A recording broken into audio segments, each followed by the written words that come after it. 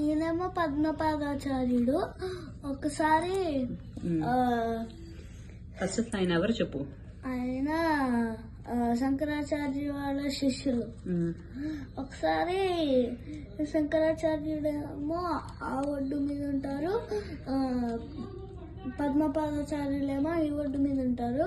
అప్పుడు వాళ్ళ గురుగారు ఇటు వచ్చే నీళ్ళ మీద నడుచుకుంటూ అంటే సరే గురుగారు అని చెప్పి ఇలా నడుస్తూ ఉంటే ఎక్కడైతే అడుగు పెట్టారో అక్కడ లోటస్ వచ్చేస్తుంది.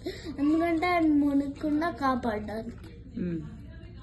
సో అప్పటి నుంచి ఆయన పేరు పద్మపాదాచార్యుడు అయింది. ఇంతకు ముందర ఆయన పేరు సదానందుడు. ఓకే. ఆయనకి రా అంటే ఎందుకలా వచ్చేసారు?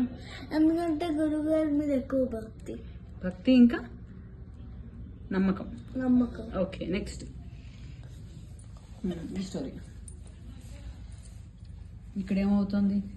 వీడేమో కాపాలికుడు. ఒకరోజు కాపాలికుడు వచ్చి శంకరాచార్యుని అడుగుతారు, మీ తల కావాలి పూజ చేయడానికి అని. సరే తీసుకో, కానీ మా శిష్యులు లేనప్పుడు తీసుకో అంటారు. అప్పుడు సరే ఒకరోజు తల కట్ చేద్దాం అనుకుంటారు. అప్పుడు పద్మపాదాచార్యులు కనిపిస్తుంది, గురుగారు ఏదో డేంజర్లో ఉన్నారని. అప్పుడు పరిగెత్తుకుంటూ వస్తే కాపాలికుడు తల తీసేస్తున్నాడని తెలుస్తుంది. అప్పుడు నరసింహస్వామి భక్తుడు పద్మపాదాచార్యుడు. అందుకే నరసింహస్వామి లాగా అయిపోయి కాపాలికుడు చంపేసి గురుగారిని కాపాడతారు.